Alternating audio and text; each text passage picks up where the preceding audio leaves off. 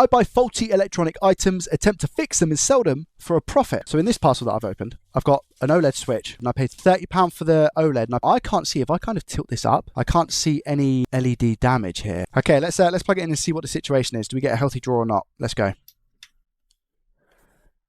Yeah, we get a healthy draw, but I do genuinely believe it's going to be something to do with the screen or something like the FPC connector. Something along those lines. Has been opened before because of the wires. They're on top of the stickers, not underneath the stickers. Let me do the docking station first, in which case I'm going to have to let this charge for a tiny bit, hey? I don't actually believe this is a screen fault. I feel like it's been at dead 470 for a very long time now. Let's see how much juice we've actually got in the battery, because it should look to turn on. So DC voltage, what are we going to say? 3.7, it should be turning on.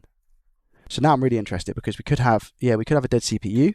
It could be anything right now. However, one thing I will say is that it's not good. Now, I'm not even being funny. I think £30 for an OLED, even in the condition that it's faulty, is not that bad, because if I can use this screen for another one that I get in, because the screen itself might actually turn out to be okay based on what I'm seeing now, then that'll be lovely jubbly. Do you see what I'm saying? Let's go over to the microscope and inspect the console and see if there's anything obvious.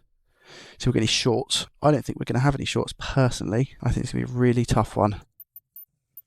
That's the BQ charging IC. We have nothing there. The M92 is on the back. I'm just going to check the FPC connector for the LED, the OLED, sorry. Fine. Yeah, it's not been taken out. The console's immaculate. Right, are we ready? And now that actually looks okay to start. No shorts there either. Yeah, this is the orientation of the fuel gauge, because the fuel gauge can often go bad. So let's check that. Needs to be okay. This is shorted because it's I think that's the current sense resistor. No, okay. So I can't find any shorts. So I'm going to the thermal cam on it and see what the situation is. Yeah, 60 milliamps. Here we go. Right, what we got? Hello. Oh, it's just a shield. What's that? Max IC is getting a little bit warm, but again, pretty normal. So it's BQ on the other side, which is getting hot, which again is as I expected.